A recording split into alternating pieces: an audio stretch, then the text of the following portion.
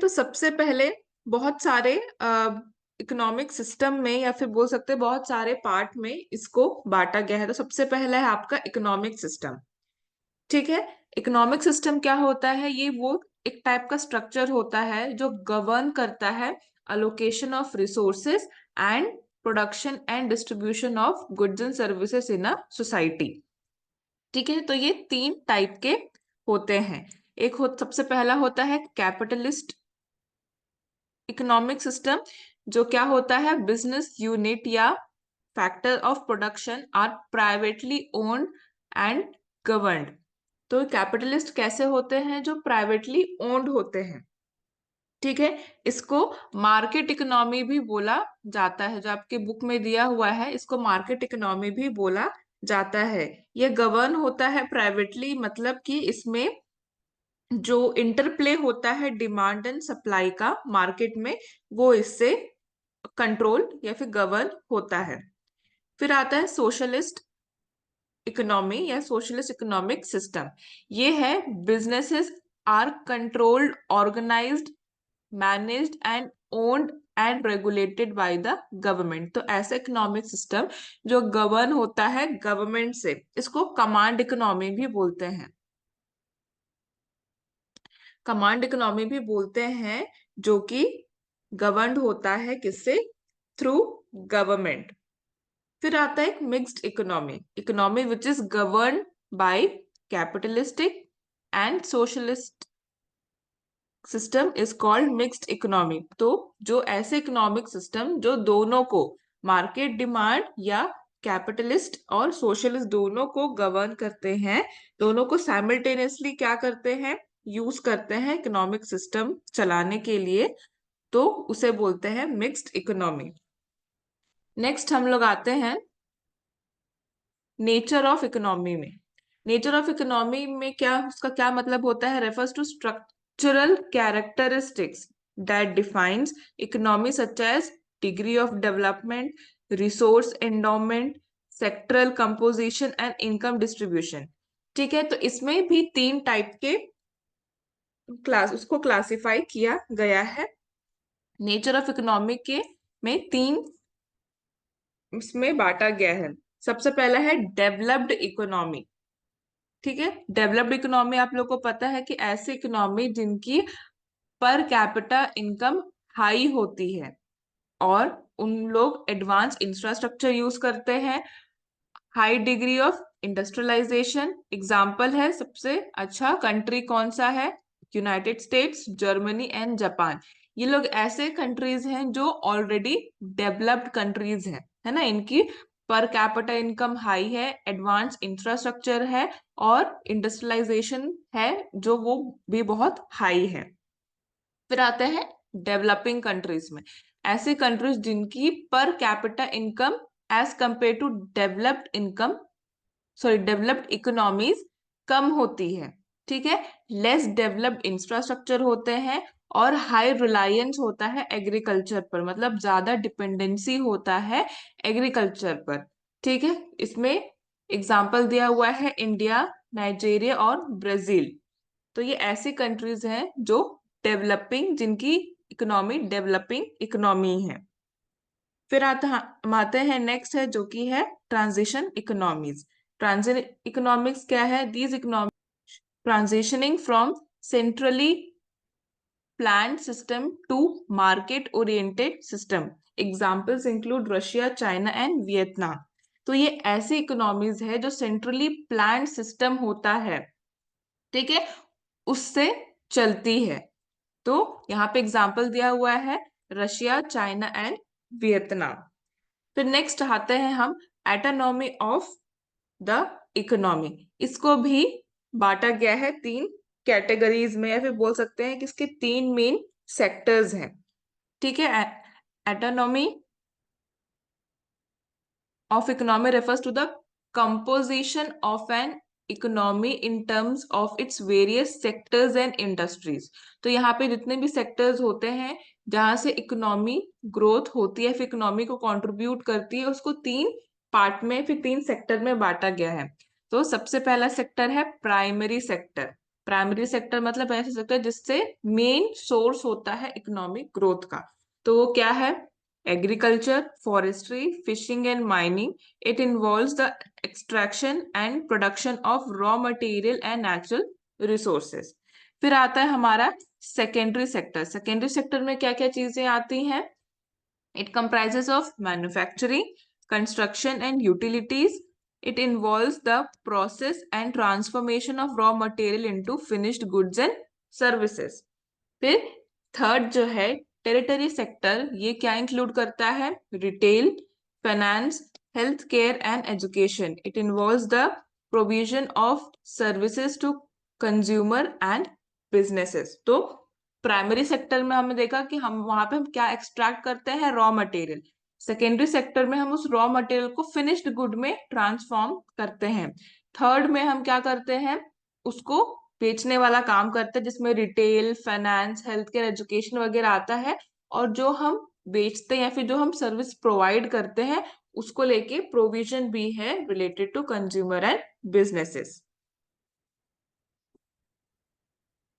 फिर आते हैं हम फंक्शनिंग ऑफ इकोनॉमी में. फंक्शनिंग ऑफ इकोनॉमी में आपको पता ही है कि फंक्शनिंग ऑफ इकोनॉमी कैसे होता है. जो इकोनॉमिक एक्टिविटी होता है वो जो कि इंक्लूड करता है movement of goods and services. Movement of goods and services मतलब एक जगह से दूसरी जगह में मूवमेंट होना. जैसे कि रिटेलर के पास, मैन्युफैक्चरर के पास से रिटेलर के पास, रिटेलर के पास फिर कंज्यूमर के पास.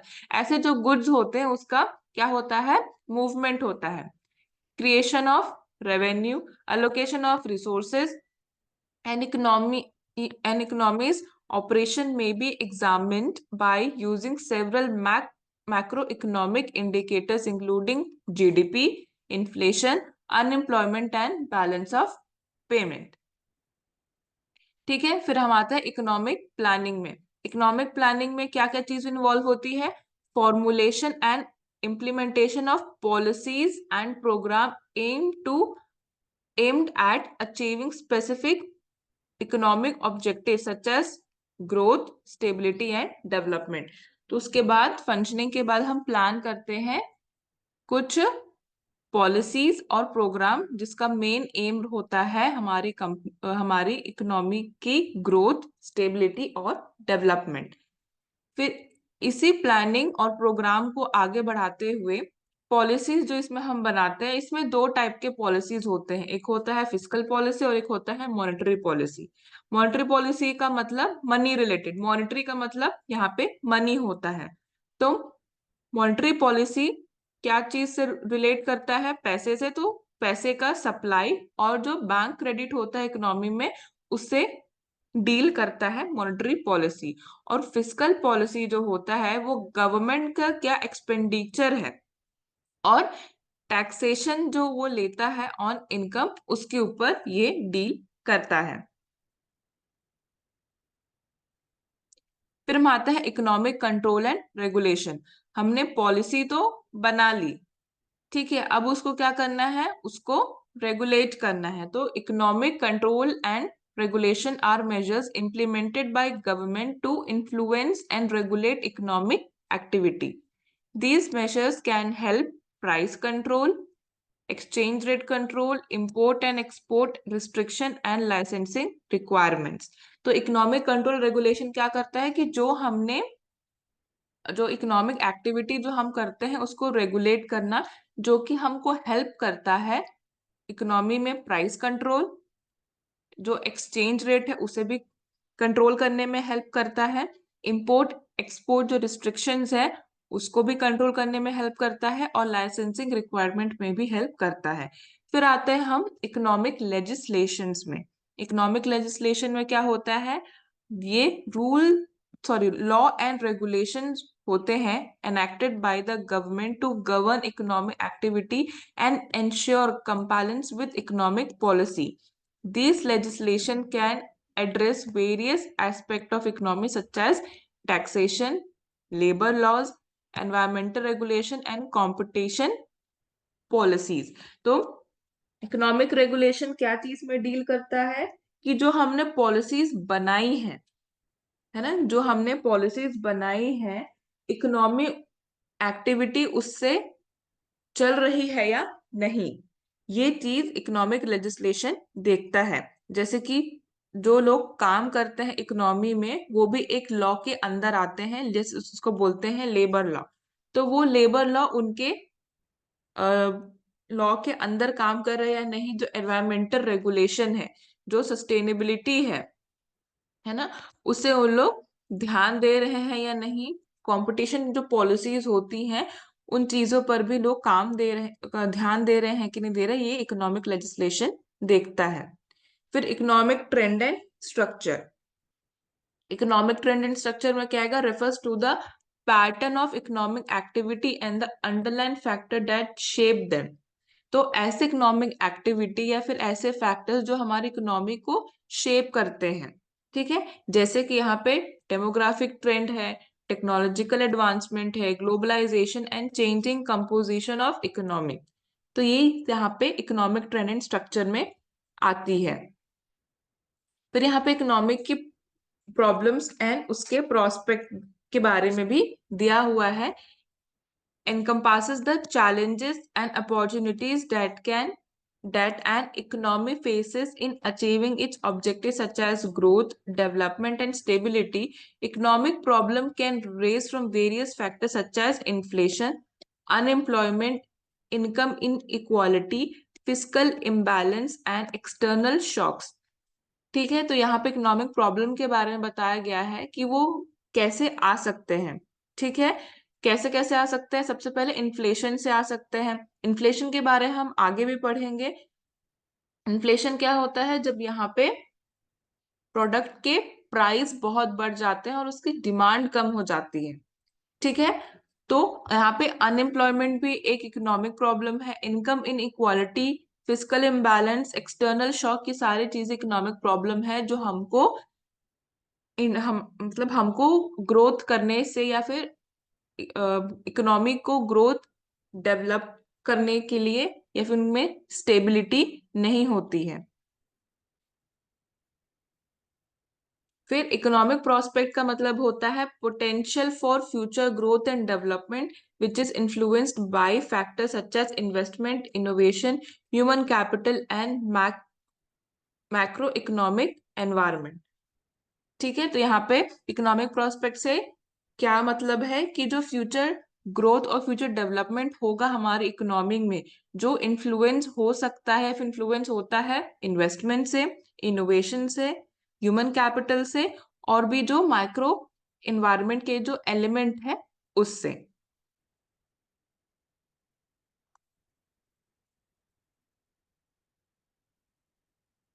फिर हम लोग आते हैं ग्लोबल ट्रेड एनवायरनमेंट में। ग्लोबल ट्रेड एनवायरनमेंट, इसको हम लोग इंटरनेशनल ट्रेड भी बोल सकते हैं या फिर इसका एक और एक नाम है जिसे वो बोलते हैं इंटरनेशनल बिजनेस। इंटरनेशनल बिजनेस का पॉइंट ऑफ व्यू थोड़ा सा अलग हो जाता है लेकिन इसका मीनिंग सेम ही होता है।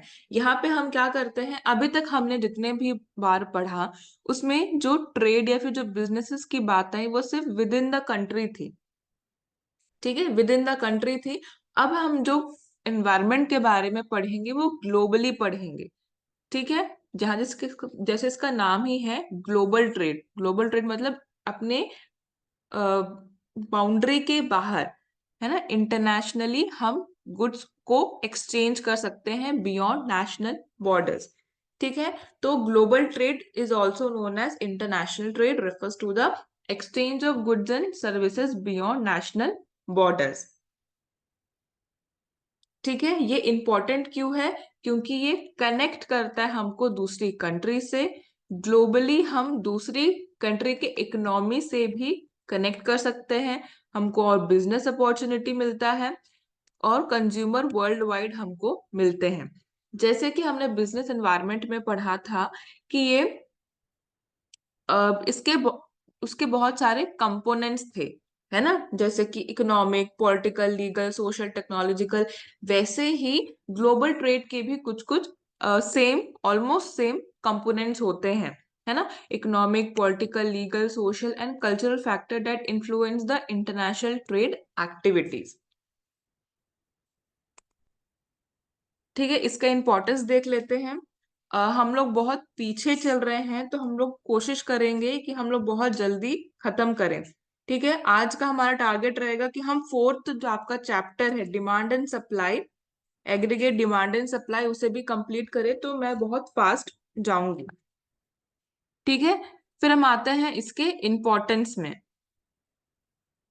ठीक है, कि ये ग्लोबल ट्रेड है, जो ग्लोबल ट्रेड या फिर इंटरनेशनल ट्रेड है वो क्यों जरूरी है। सबसे पहले तो इकोनॉमिक डेवलपमेंट होगा ही। ठीक है, इकोनॉमिक डेवलपमेंट होगा, हम दूसरे कंट्रीज के जो रिसोर्स है उसको क्या कर सकते हैं, एक्सेस कर सकते हैं। डाइवर्सिफिकेशन बहुत होगा, है ना। इनोवेशन एंड टेक्नोलॉजी का ट्रांसफर होगा, है ना। जैसे कि जो डेवलप्ड इकोनॉमीज है जो एडवांस टेक्नोलॉजी यूज करते हैं, तो हम जैसे डेवलपिंग इकोनॉमिक्स उन उन डेवलप्ड इकोनॉमीज के टेक्नोलॉजी या फिर उनके इनोवेशन को हम अपने इकोनॉमीज में ट्रांसफर कर सकते हैं, या फिर कोई आइडिया उनको देख के न्यू जनरेट कर सकते हैं। फिर आते हैं कंज्यूमर के वेलफेयर पे। ठीक है, कंज्यूमर का वेलफेयर कैसे होगा, जैसे कि अगर हम ग्लोबल ट्रेड कर रहे हैं तो हमको वैरायटी बहुत मिलेगी, हम वैरायटी ज्यादा बना पाएंगे और उतनी ज्यादा वैरायटी हम अवेलेबल कर पाएंगे कंज्यूमर को। और जब वैरायटी ऑफ गुड्स होता है तो वहां पे रीजनेबल प्राइस या फिर बहुत कम से ज्यादा प्राइस में भी कंज्यूमर को अवेलेबल हो जाता है, जो उनके लिए अफोर्डेबल होता है। ठीक है, तो यहाँ पे 5 चीजें हैं जो जरूर इंपॉर्टेंट है ग्लोबल ट्रेड के लिए, है ना। इकोनॉमिक डेवलपमेंट तो होता ही है, हम दूसरे इकोनॉमी के रिसोर्सेज को भी यूज कर सकते हैं। डाइवर्सिफिकेशन बहुत ज्यादा होता है, इनोवेशन एंड टेक्नोलॉजी का ट्रांसफर होता है, और कंज्यूमर क्या वेलफेयर भी होता है। फिर हम ये आते हैं, वो तो इम्पोर्टेंस था, अब हम जानते हैं कि ये जरूरी क्यों है। ठीक है, तो ये जरूरी इसलिए है क्योंकि यहाँ पे रिसोर्स जो एलोकेशन होगा वो क्या करेगा, हमारे प्रोडक्शन पे कंट्रीब्यूट करेगा, मतलब प्रोडक्शन को इंक्रीज करेगा और अल्टीमेटली हम अपने इकोनॉमिक डेवलपमेंट में कंट्रीब्यूट करेंगे। ठीक है, जैसे यहाँ पे लिखा है enables the allocation of resources by enabling country to specialize in the production of goods and services, increase production and contribute to economic development। जो इकोनॉमीज ऑफ सेल्स स्केल है, मतलब कि enables the business to access larger market and achieve economies of scale which can lower production cost and enhance competitiveness. ठीक है, ये also stimulate करता है investment and innovation को। फिर है इनकम जनरेशन। इनकम जनरेशन करता ही है कि अगर हम किसी दूसरी इकोनॉमी में जाते हैं या फिर दूसरी इकोनॉमी से ट्रेड करते हैं तो वो कहीं ना कहीं हमको इनकम जनरेशन का मौका देता है। ठीक है, जैसे कि कोई अगर हम चीज हम अपने इकोनॉमी में बना रहे हैं और दूसरे इकोनॉमी में बेच रहे हैं, तो हमको क्या मिल रहा है उसके बदले, पैसे मिल रहे हैं।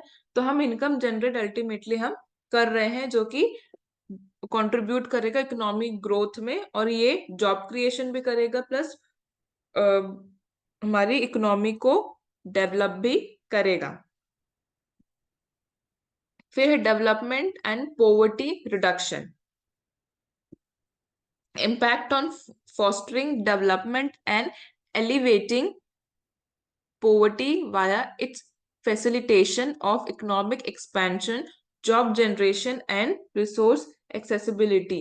अगर हम ग्लोबल ट्रेड करेंगे तो कहीं ना कहीं हमारे लिए वो इनकम जनरेट भी करना है। ठीक है, ग्रोथ भी तो हो ही रहा है, प्लस जॉब क्रिएशन भी हो रहा है और पॉवर्टी रिडक्शन भी हो रहा है। ठीक है, फिर है ग्लोबल कोऑपरेशन एंड पीस। तो जब हम दूसरों के साथ, दूसरी इकोनॉमीज के साथ जब हम ट्रेड करते हैं, तो कहीं ना कहीं हम उनके साथ, उनकी इकोनॉमीज के साथ क्या जाते हैं, टाई अप हो जाते हैं। ठीक है, तो कॉन्फ्लिक्ट ना होते हुए हम उन पर्टिकुलर इकोनॉमिक के साथ, है ना, एक कॉर्पोरेट या फिर ट्रीटी साइन करते हैं पीस एंड स्टेबिलिटी के लिए। ठीक है, नेक्स्ट हम लोग आते हैं कि इसका इम्पैक्ट क्या होता है। ठीक है, इसका इम्पैक्ट क्या होता है कि इकोनॉमिक इंटीग्रेशन तो होता ही है, ग्लोबल चेन वैल्यू है, ठीक है, ग्लोबल वैल्यू चेन है, वो भी क्या होता है, ऑप्टिमाइज होता है। ग्लोबल चेन वैल्यू का मतलब होता है जैसे कि जो कार्स होती हैं, आप लोग सभी लोग को पता होगा कि कार एक जगह मैन्युफैक्चर नहीं होती है ना, उसका इंजन कहीं और बनता है, उसके पार्ट्स कहीं और मिलते हैं, उसकी बॉडी कहीं और मिलती है। तो ये ऐसे मल्टीपल लेवल पे एक प्रोडक्ट बनता है जिसको अपन बोलते हैं ग्लोबल वैल्यू चेन, ठीक है। ये इससे हमारा प्रोडक्शन प्रोसेस ऑप्टिमाइज तो होता ही है, प्लस यहाँ पे कॉस्ट भी कम हो जाता है। फिर है shift in economic power, economic power जो होते हैं वो शिफ्ट होते रहते हैं। फिर है एनवायरमेंटल इम्पैक्ट, एनवायरमेंटल इम्पैक्ट में दो इम्पैक्ट इसका हो सकता है, एक पॉजिटिव और एक नेगेटिव। तो यहाँ पे पॉजिटिव इम्पैक्ट क्या पड़ेगा कि trade promote the diffusion of environmental friendly technologies and practices, लेकिन नेगेटिव इम्पैक्ट क्या पड़ सकता है, can contribute to environmental degradation and reduce depletion through increased production, transportation and consumption, ठीक है। तो पॉजिटिव इम्पैक्ट तो ये है कि ये एनवायरमेंटल फ्रेंडली टेक्नोलॉजीज है उसे प्रैक्टिस करते हैं, लेकिन इसका नेगेटिव एनवायरमेंटल इम्पैक्ट ये भी हो सकता है कि हमारा जो एनवायरमेंटल रिसोर्स है वो क्या हो रहा है, कहीं ना कहीं डिग्रेड हो रहा है, ठीक है। तो डिग्रेड कैसे भी हो रहा है, हम ज्यादा प्रोड्यूस कर रहे हैं, हमारा ज्यादा प्रोडक्शन है, हम ज्यादा ट्रांसपोर्ट कर रहे हैं, तो ये हमारे एनवायरनमेंट को भी कहीं ना कहीं नेगेटिव इम्पैक्ट डाल रहा है। फिर हमारा सोशल एंड कल्चरल इम्पैक्ट, जब हम अपनी इकोनॉमीज को एक्सपोज करते हैं अदर इकोनॉमीज में, तो कहीं ना कहीं हमारा जो आइडिया है, लाइफस्टाइल है, वो कहीं ना कहीं हमको इफेक्ट करता है, और जो हमारा टेस्ट एंड प्रेफरेंस है वो कहीं ना कहीं हमारे अदर इकोनॉमिक से हम क्या हो जाते हैं, इन्फ्लुएंस हो जाते हैं। नेक्स्ट आते हैं हम लोग घाट पे। ये एग्जाम पॉइंट ऑफ व्यू से या फिर ये टॉपिक बहुत इंपॉर्टेंट है, ये क्वेश्चन में आ सकता है,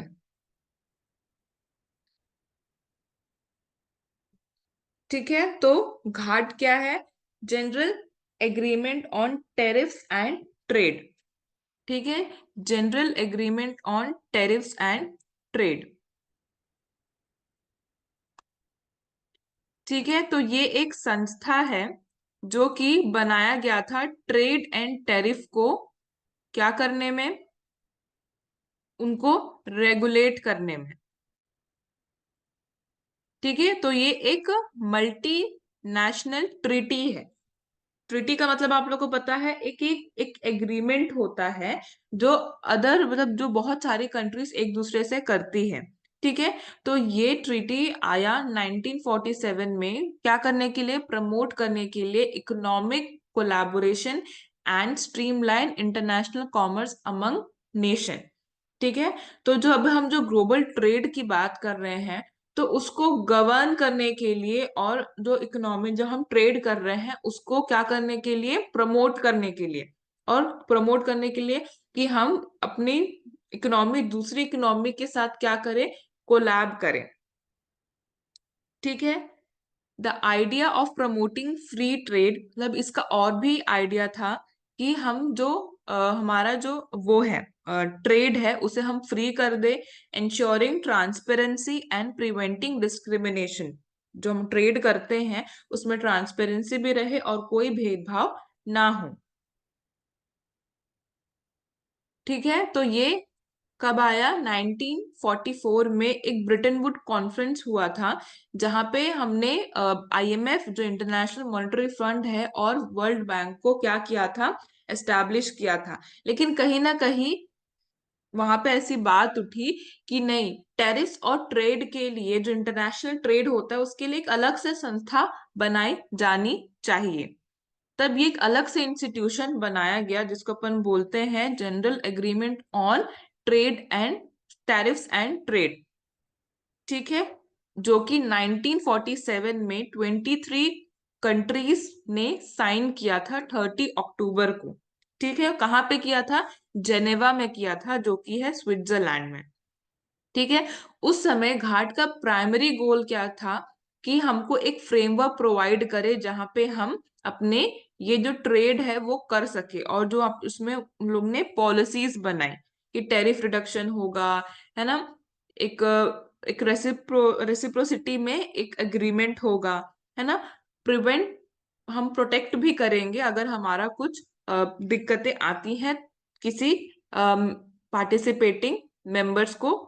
तो मेंबर्स यहाँ पे बोलने से, मेंबर्स यहाँ पे कंट्रीज होते हैं। ठीक है, तो इसका मेन ऑब्जेक्टिव क्या था? ठीक है, जैसे यहाँ लिखा हुआ है, ये एस्टैब्लिश हुआ था अक्टूबर 30, 1947 में in Geneva with 23 countries as it members. It is a legal agreement between many countries whose overall purpose was to promote international trade by reducing and eliminating trade barriers such as tariffs and quota. ठीक है, इसका main objective क्या था कि जो living standard है लोगों का अलग अलग इकोनॉमीज में वो रेज हो सके, है ना, to grant protection to domestic industries in various country, to encourage international trade among participating countries, to ensure full employment, expand production through technological advancement, to ensure full utilization of available resources in the world. तो ये कुछ objective था, आपकी book में भी कुछ objective दिया हुआ है, ये मैंने यहाँ पे सिंपल टर्म्स में लिखा था, इजी में। आपकी बुक में भी दिया है इसका ऑब्जेक्टिव, जो कि पेज नंबर 40 में दिया हुआ है encourage international trade by reducing trade and other tariffs and other trade barriers, establish a set of rules and principles governing international trade to create a predictable and transparent environment for business, promote non-discrimination in international trade by ensuring that all members country were treated equally.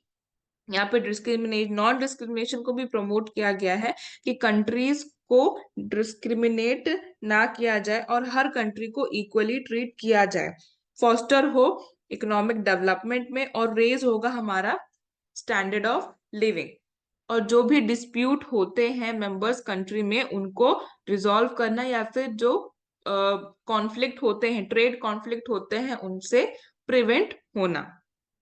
ठीक है, इसके कुछ rules and regulation भी दिए हैं जिससे आप cover करेंगे। ठीक है, इसके जो कोर प्रिंसिपल है, ठीक है, जो कोर प्रिंसिपल है उसे हम देखते हैं कि सबसे पहला है कि ट्रेड लिबरलाइजेशन।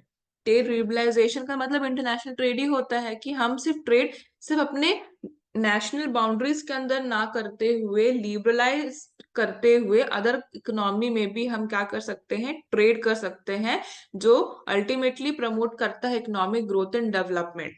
ठीक है, लेकिन यहाँ पर ट्रेड लिबरलाइजेशन से भी ये भी मतलब है कि हम करेंगे तो, लेकिन जो टैरिफ्स और जो ट्रेड बैरियर्स होते हैं वो क्या हो जाए, कम हो जाए, रिड्यूस हो जाए, और हम ज्यादा इंटरनेशनल ट्रेड को फॉस्टर करें।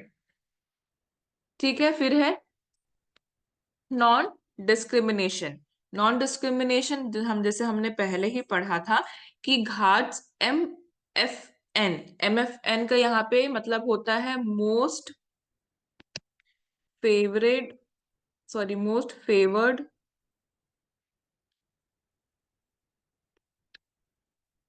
Most favoured nation. तो यहाँ पे जो घाट्स के मोस्ट फेवर्ड नेशन है, and international treatment policy aim to ensure equal treatment of all member country and prevent discrimination against imported goods.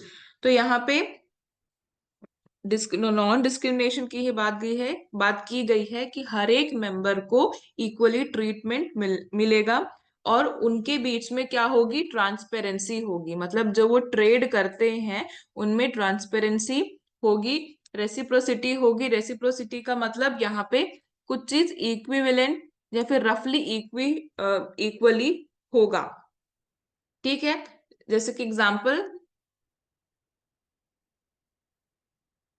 जैसे कि जो बैलेंस्ड अमाउंट होगा वो हम उसको क्या करेंगे, ऐसे अमाउंट में या फिर म्यूचुअली फिक्स करेंगे जो हमारे लिए भी बेनिफिट हो और अदर कंट्री या फिर अदर इकोनॉमी के लिए भी फेवरेबल हो। ठीक है। Conscience consensus based decision making भी होना चाहिए, मतलब यहाँ पे जिस किसी की भी अदर इकोनॉमी या कंट्री से हम अगर हम ट्रेड कर रहे हैं तो यहाँ पे जो कंसेंसस बेस्ड डिसीजन मेकिंग होना चाहिए। कंसेंसस का मतलब यहाँ पे मेन कंसेंट होना चाहिए, म्यूचुअली अग्रीमेंट होना चाहिए सेम बेसिस पे। ठीक है, तो ये कुछ कोर प्रिंसिपल हैं घाट के। ठीक है। उसके बाद घाट में जैसे कि आप लोग को पता ही है कि हर एक संस्था में है ना, उसको इम्प्रूव करने के लिए मीटिंग की ही जाती है। ठीक है, हर एक संस्था में इम्प्रूवमेंट के लिए मीटिंग की ही जाती है। ठीक है, तो घाट में भी क्या हुआ था, घाट का जब ऐसे मीटिंग चल रहा था तो उस घाट के मीटिंग को बोला जाता है एट या last round of general agreement of tariffs and trade negotiation, जो कि बोला जाता है यूरोगे राउंड। ये हुआ था 1986 से 1994 के बीच में। ठीक है, तो यहाँ पे उन्होंने बोला कि यहाँ पे मेन उन लोग डिस्कस करते थे कि क्या चैलेंजेस है और क्या लिमिटेशंस है ये घाट एसोसिएशन की, और उसको कैसे और बेहतर तरीके से हम इम्प्रूव कर सकते हैं या फिर उसको किस तरीके से इसका फ्रेमवर्क हम और डेकोरेट कर सकते हैं। ठीक है, तो ये यूरोगे राउंड में ये फाइनलाइज किया गया कि हम घाट को हटा के एक नया ऑर्गेनाइजेशन एस्टैब्लिश करते हैं जिसे हम लोग बोलेंगे WTO, वर्ल्ड ट्रेड ऑर्गेनाइजेशन। ठीक है, तो ये एक सक्सेसर है घाट का। ठीक है, तो ये एक सक्सेसर है घाट का जो कि एस्टैब्लिश हुआ January 1 1995 में। ठीक है, उस टाइम पे ये साइन हुआ था मराकेश में। ठीक है, मराकेश एग्रीमेंट के नाम से। ठीक है, तो ये जो ऑर्गेनाइजेशन है WTO, ये जो ऑर्गेनाइजेशन है इसका बहुत बड़ा ब्रॉडर स्कोप था घाट से। ठीक है, यहाँ पे ना केवल सिर्फ ट्रेड पर ही ध्यान दिया जाता था, ट्रेड का मतलब गुड्स एंड सर्विसेज का ट्रांसफर, है ना कि यहाँ पे सिर्फ इसे ध्यान दिया जाता था, जबकि यहाँ पे इंटेलेक्चुअल प्रॉपर्टी राइट के बारे में भी बात की गई। ठीक है, यहाँ पे डिस्प्यूट सेटलमेंट का जो मैकेनिज्म है उसे और ज्यादा इफेक्टिव करने के लिए भी बात की गई, और जो इसका इंस्टीट्यूशनल स्ट्रक्चर है उसे भी मतलब उसे भी एनफोर्स किया गया। ठीक है, तो जैसे यहाँ पे लिखा हुआ है कि World Trade Organization came into force from 1st January 1995. It is an intergovernmental organization that regulates, facilitates international trade between nation. Government uses the organization to establish, revise and enforce the rules that govern international trade. इसका भी main objective क्या था कि हम improve कर सके हमारा standard of living. हम ठीक है, पहले जो घाट था उसमें हमारा था कि हम अपने स्टैंडर्ड ऑफ लिविंग को क्या कर सके, बढ़ा सके। ठीक है, वहां पे मोटिव था इसका कि हमारा जो स्टैंडर्ड ऑफ लिविंग है उसे रेज कर सके। लेकिन ये WTO का मेन ऑब्जेक्टिव है कि हम अपने स्टैंडर्ड ऑफ लिविंग को बढ़ाने के अलावा हम उसे इम्प्रूव कर सके। ठीक है, इंश्योर फुल एम्प्लॉयमेंट, ये तो पहले से ही था। To enlarge production and trade goods, to ensure optimum utilisation of world resources, to accept the concept of sustainable development. ठीक है, तो ये वर्ल्ड ट्रेड ऑर्गेनाइजेशन में सस्टेनेबल डेवलपमेंट को एक्सेप्ट करने की भी बात की गई है, टू प्रोटेक्ट द एनवायरमेंट। ठीक है, तो एट प्रेजेंट इसके जो पार्टिसिपेटिंग मेंबर्स है या फिर बोल सकते हैं कि इसके जो टोटल मेंबर्स हैं वो अप टू डेट 164 स्टेट या नेशंस हैं, ठीक है। और इनके बीच में या वर्ल्ड ट्रेड के बीच, ये वर्ल्ड ट्रेड ऑर्गेनाइजेशन, उनमें 98% ट्रेडिंग होती है, ठीक है। 98% ट्रेडिंग होती है।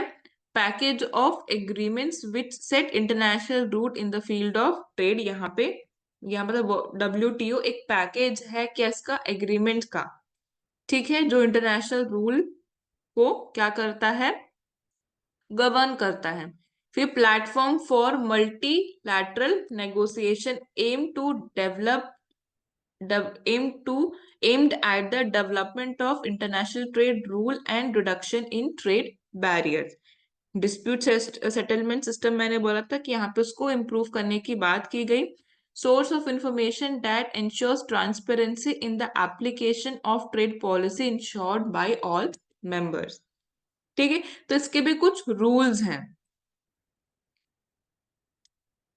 रूल्स है सबसे पहले कि नेगोशिएटिंग ट्रेड एग्रीमेंट होता है मेंबर्स कंट्री के बीच में। एनफोर्स होता है यहाँ पे जो ट्रेड रूल जो WTO ने बनाया है, कि जो हमने जो पॉलिसी बनाई है वो उससे कंपाइल हो रहे हैं या नहीं।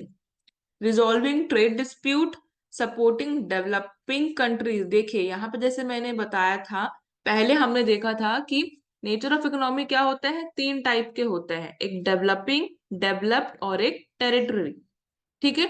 तो ये जो वर्ल्ड ट्रेड ऑर्गेनाइजेशन, इसमें बहुत सारे कंट्रीज हैं, ठीक है। तो उसमें कुछ कंट्रीज ऐसे भी हैं जो डेवलप्ड ऑलरेडी हैं, और ऐसे भी कंट्रीज हैं जो डेवलपिंग कंट्रीज हैं। तो WTO इन डेवलपिंग कंट्रीज को भी मदद करता है अपने इकोनॉमी को बूस्ट करने के लिए। फिर है मॉनिटरिंग ग्लोबल ट्रेड। जैसे कि यहाँ पे लिखा हुआ है कि WTO क्या करता है, कलेक्ट करता है, कलेक्ट और करता है डेटा को, और एनालिसिस करता है, ठीक है, कि जो पैटर्न फॉलो हो रहा है कंट्रीज के बीच में, वो मतलब जो पैटर्न फॉलो करते हैं नेशंस अपने बीच में, ट्रेड पैटर्न जो फॉलो करते हैं उसको क्या करता है, मॉनिटर करता है by collecting and analysing the data, ठीक है। फिर हम लोग आते हैं जो आपके इस चैप्टर का लास्ट टॉपिक है, जो कि है इन्फ्लेशन। इन्फ्लेशन एंड फीचर्स और इन्फ्लेशनरी इकोनॉमी, ठीक है। तो इन्फ्लेशन क्या है, इन्फ्लेशन एक टाइप का इकोनॉमिक कंडीशन है जहां पे प्राइस होता है जो इकोनॉमिक का है ना, वो क्या होता है, वो इंक्रीज हो जाता है, जो कि डिक्रीज करता है हमारा परचेजिंग पावर को। तो यहाँ पे लिखा है कि inflation is a condition in which the price of the commodity और product increases which leads to the decrease in the purchasing power. Inflation मतलब इकोनॉमी में प्रोडक्ट का जो प्राइस है वो बहुत ही ज्यादा बढ़ जाना, जिससे परचेजिंग पावर जो होती है वो क्या होती है, डिक्रीज हो जाती है, ठीक है। इसके कुछ सारे कॉजेस दिए हुए हैं। एक्चुअली में ये एक एक टाइप का कॉज भी बोल सकते हैं, फिर एक टाइप का इसको टाइप भी बोल सकते हैं, कॉज ऑफ इन्फ्लेशन या टाइप ऑफ इन्फ्लेशन, ठीक है। सबसे पहला है डिमांड पुल इन्फ्लेशन।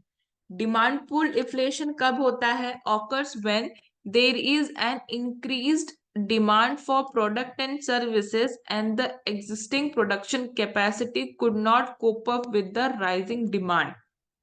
मतलब कि डिमांड ज्यादा है, सप्लाई कम है, और प्राइस बढ़ते ही जा रहा है, ठीक है। तो इसको पुल इन्फ्लेशन इसे बोलते हैं, ठीक है। जैसे कि एग्जाम्पल है, सबसे बेहतर एग्जाम्पल है इसका पेट्रोल, ठीक है। पेट्रोल का डिमांड और उसका प्राइस दिन ब दिन बढ़ता ही जा रहा है as employees drives to work, ठीक है। इसका क्या बोलते हैं, प्राइस बढ़ते जा रहा है, लेकिन इसका जो प्रोडक्शन कैपेसिटी है वो कोप अप नहीं कर पा रहा है राइजिंग डिमांड से, तो इसे बोलते हैं डिमांड पुलिंग, ठीक है। डिमांड ज्यादा पुल हो रहा है, और जो सप्लाई है, जो प्रोडक्शन सप्लाई चेन है, वो क्या होते जा रही है, कम होते जा रही है, जिसकी वजह से प्राइस बढ़ता जा रहा है, ठीक है, इसे बोलते हैं डिमांड पुल इन्फ्लेशन। फिर आते हैं कॉस्ट पुश इन्फ्लेशन में, ये है डिमांड पुल और दूसरा है कॉस्ट पुश इन्फ्लेशन। ये कब होता है? occurs when the supply is restricted or there is an increase in production cost and demand remains the same। तो कॉस्ट पुश इन्फ्लेशन क्या होता है कि यहाँ पे जो प्रोडक्शन कॉस्ट है वो बढ़ जाती है, मतलब जो एक प्रोडक्ट को बनाने का जो खर्चा है वो बढ़ जाता है, लेकिन उसका जो डिमांड है, जो प्रोडक्ट का डिमांड है वो सेम रहता है। ठीक है, उसे बोलते हैं हम कॉस्ट पुश इन्फ्लेशन। फिर हम आते हैं बिल्ट इन इन्फ्लेशन। आपके बुक में यहाँ पे इनहेरेंट इन्फ्लेशन दिया है, इसे काट के आप बिल्ट इन इन्फ्लेशन लिखेंगे। ठीक है, पेज नंबर 46 में दिया हुआ है इनहेरेंट इन्फ्लेशन, इसे आप बिल्ट इन इन्फ्लेशन लिखेंगे। ठीक है, इसका मतलब क्या होता है? ये ऑकर होता है जब when employed demand higher wages to maintain their cost of living, companies then raise the price of their product to meet the demand of their employees। तो बिल्ड इन इन्फ्लेशन क्या होता है कि जब कभी भी, मान लीजिए क्या हो गया, अगर किसी एम्प्लॉय ने बोला कि मेरे को ज्यादा पैसा चाहिए, एम्प्लॉय ने बोला कि मेरे को ज्यादा पैसा चाहिए, लेकिन मैं क्या करूंगी, उस एम्प्लॉय के विश को, या फिर उस एम्प्लॉय ने बोला कि जो एम्प्लॉय का विश है कि मेरे को ज्यादा पैसा मिले, तो उसकी नीड को पूरा करने के लिए मैं अपनी कंपनी का जो प्रोडक्ट है उसकी प्राइस को मैं क्या कर दूंगी, मैं ज्यादा कर दूंगी, ताकि मेरे को पैसे ज्यादा मिले और मैं उस एम्प्लॉय का जो नीड है उसे मैं क्या कर सकूं, फुलफिल कर सकूं। तो इसे बोलते हैं बिल्ट इन इन्फ्लेशन।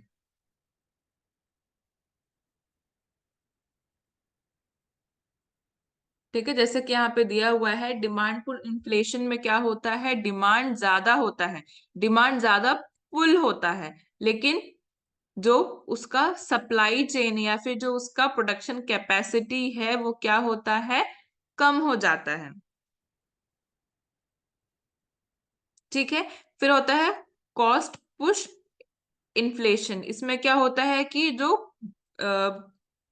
प्रोडक्ट बनाने का, कमोडिटी बनाने का जो खर्चा होता है, प्रोडक्शन कॉस्ट जिसे बोलते हैं, वो क्या हो जाता है, बढ़ जाता है, उसे अपन बोलते हैं कॉस्ट पुश इन्फ्लेशन। फिर है बिल्ट इन इन्फ्लेशन। क्या इसका मतलब क्या होता है? When workers expect their wages to increase as the price raise to help maintain the cost of living. यहाँ पे जैसे ये फोटो आप देख सकते हैं कि इन्फ्लेशन का सबसे एग्जाम्पल दिया हुआ है कि पहले 20 डॉलर में इतने सारे सामान आ जाते थे, फिर कुछ टाइम के बाद 20 डॉलर में सिर्फ इतने ही सामान आते हैं, और फिर और आने वाले टाइम पे 20 डॉलर में सिर्फ ये 2-3 सामान ही सिर्फ आते हैं, और फिर और आने वाले टाइम पे ऐसे होंगे कि उस 20 डॉलर में गिने चुने या फिर एक ही ऐसे प्रोडक्ट हमको मिलेंगे। ठीक है, तो ये एग्जाम्पल है इन्फ्लेशन का, या फिर बोल सकते हैं इसे मतलब महंगाई ही है एक तरीके का। ठीक है,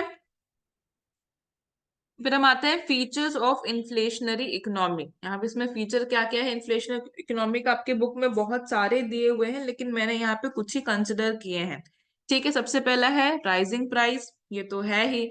फिर है decreased purchasing power, income redistribution, uncertainty and reduced investment, menu cost. फिर आपके बुक में और बहुत सारी चीजें दी हुई हैं, जैसे कि wage price spiral, erosion of saving, inflation expectation, monetary policy challenges, है ना। तो ये सारे हैं जो एक इन्फ्लेशनरी इकोनॉमी के फीचर्स होते हैं, जहाँ पे महंगाई ज्यादा होती है, परचेजिंग पावर तो डिक्रीज होता ही है ना। हम इन्वेस्टमेंट ज्यादा नहीं कर सकते क्योंकि हमारे पास पैसे ही नहीं है। फिर इसका इम्पैक्ट क्या होता है, इन्फ्लेशन का इम्पैक्ट क्या होता है कि यहाँ पे कंटिन्यूस प्राइस बढ़ते रहते हैं, जिससे हाइपर इन्फ्लेशन भी हो जाता है। ठीक है, पीपल लूज कर देते हैं अपना फेथ मनी पे, और यहाँ पे जो सेविंग्स जो होती हैं लोगों के पास वो बहुत एडवर्सली अफेक्ट होती है। ठीक है, चैप्टर नंबर 4 में आते हैं। इसको हम लोग ब्रीफली इसका इंट्रोडक्शन पार्ट देख लेते हैं। ठीक है, यहाँ पे एग्रीगेट डिमांड और एग्रीगेट सप्लाई क्या होती है। एग्रीगेट डिमांड होता है total amount of domestic goods and services that consumer spend on in an economy over a specific period of time. ठीक है, तो एग्रीगेट डिमांड क्या होता है, डोमेस्टिक प्रोडक्ट एंड सर्विसेज का जो टोटल अमाउंट जो सॉरी जो कस्टमर या फिर कंज्यूमर स्पेंड करता है इन एन इकोनॉमी। ठीक है, और एग्रीगेट सप्लाई क्या होता है, the total amount of goods and services that firm will produce and sell और द रियल जीडीपी, इसे बोलते हैं एग्रीगेट सप्लाई। ठीक है, तो इस एग्रीगेट सप्लाई का एक इक्वेशन है। ठीक है, aggregate supply is equal to consumer plus investment plus government spending plus net export. ठीक है, नेट एक्सपोर्ट, यहाँ पे सी क्या है, consumer spending on goods and services. I क्या है, investment, private investment and corporate spending on non final capital goods. फिर है government spending on public goods and social services. फिर है नेट एक्सपोर्ट। नेट एक्सपोर्ट कैसे निकलेगा, एक्सपोर्ट माइनस इंपोर्ट जो होगा उस अपन माइनस करेंगे तो हमारे पास नेट एक्सपोर्ट हमको मिलेगा। ठीक है, इसके इसके बारे में सिर्फ आपको सिर्फ थ्योरी पढ़ना है, ये एक्चुअल में एक इकोनॉमिक का सब्जेक्ट है जिसमें ग्राफ्स वगैरह होते हैं। इसमें आपको लेकिन सिर्फ थ्योरी पढ़ना है कि एग्रीगेट डिमांड क्या होता है। ठीक है, उसके कुछ फीचर्स क्या, जैसे कि एग्रीगेट डिमांड क्या होता है उसका हमने इक्वेशन पढ़ा। इक्वेशन का बाइफिकेशन भी दिया हुआ है कि सी का मतलब क्या होता है, आई का मतलब क्या होता है। फिर एग्रीगेट डिमांड को अगर हम ग्राफिकली देखें, है ना, तो ये शो करता है relationship between the price level and spending on real GDP. The AD, यहाँ पे एडी का मतलब aggregate demand. Aggregate demand curve slope downward because of the wealth effect on consumption, the interest rate effect on investment, and the international trade effect on net export। ठीक है, तो ये जो ऐसा ग्राफ रहेगा ये कुछ इस तरीके से रहता है, स्लोप डाउनवर्ड रहता है। ठीक है, इसमें ग्राफ जरूरी नहीं है, बस आपको इसके फीचर्स जानने हैं कि यहाँ पे ये डाउनवर्ड स्लोपिंग क्यों रहता है, क्योंकि यहाँ पे जो वेल्थ है उसका इफेक्ट होता है कंजम्पशन पे, कि जितना आपका वेल्थ होगा, जितने आपकी इनकम होगी उतना ही ज्यादा आप कंजम करेंगे। फिर यहाँ पे effect on interest rate, investment की बात की गई है कि अगर हम इन्वेस्ट करते हैं कहीं ना कहीं तो उस पर इंटरेस्ट रेट क्या होता है, और एक्सचेंज रेट इफेक्ट, जो इंटरनेशनल ट्रेड हम करते हैं उसका इफेक्ट भी यहाँ पे बताया गया है।